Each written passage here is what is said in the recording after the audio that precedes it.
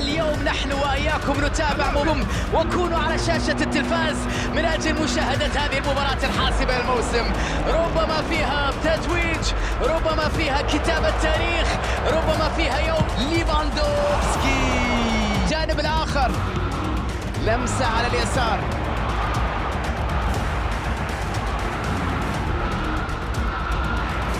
ممتاز في التمرير، يا إلهي تدخل جميل في شير، تغيير اتجاه اللعب على اليمين، يلعب كرة بينية، مهارة غير عادية تظهر هنا، كرة بالعرض، الكرة ملعوبة من مسافة، الآن إمكانية المرتدة، أوديغارد يلعب كرة على اليسار، روبرت ليفاندوفسكي يلعبها على اليمين،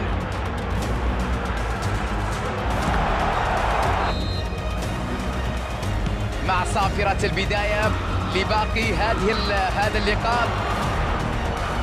أسوأ نتيجة في كرة القدم عزيزي المشاهد هي التعادل السلبي. يرسلها داخل 18، يبعد الكرة إلى بر الأمان، انطلاقة غير عادية، هذه كرة خطيرة، ضربة رأسية، روعة من غوندوغان، يا إلهي شوف من فعلها اليوم، من غيره، من غيره، رأسية جميلة ملعوبة بخبرة، مجهود كبير من اللاعب في التحرك للأمام، قراءة الهجمة بشكل سليم، تواجد في المكان المناسب من أجل وضع الكرة في الشباك. هذه الأمور لا تحدث صدفة بصراحة، تحتاج إلى ذكاء كروي.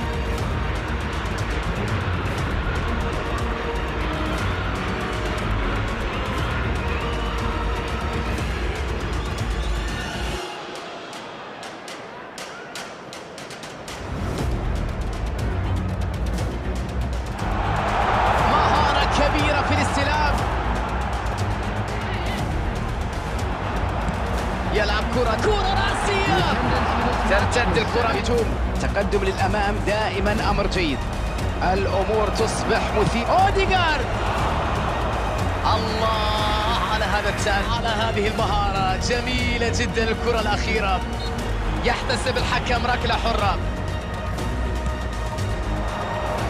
يبعد تمريرة سيئة لا تصل إلى اللاعب بعد أن انتهى الوقت الأصلي والوقت المضاف بدل الضائع. صافرة تنطلق من حكم المباراة ليعلن النهاية. إذن إنهم الأبطال أخيرا بعد موسم طويل، بعد جهد كبير بذل من قبل اللاعبين، المدرب وأيضا حضور جماهيري كان لافت في أغلب مباريات هذا الموسم. نهاية كانت رائعة، التتويج بلقب هذه البطولة،